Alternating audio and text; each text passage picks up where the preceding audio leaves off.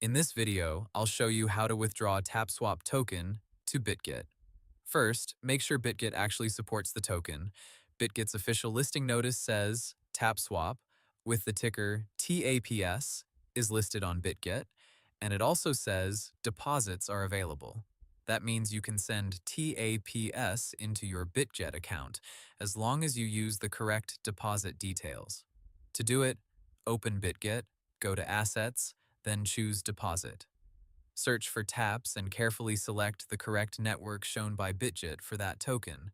After that, Bitget will display your deposit address, and in some cases, it may also show extra details like a memo or tag, depending on the asset and network. Next, open the wallet or platform where your Tapswap tokens are currently stored. Tap Send or Withdraw, paste the Bitget deposit address, enter the amount, and double-check that the network matches exactly. This step is very important because sending on the wrong network can cause your funds to be lost. That risk follows directly from Bitget's deposit flow, which requires you to choose the coin and blockchain network before getting the address. Once you confirm the transfer, wait for the blockchain confirmations. After the deposit is credited, your taps should appear in Bitget, and then you can trade it using the taps/USDT pair listed on Bitget.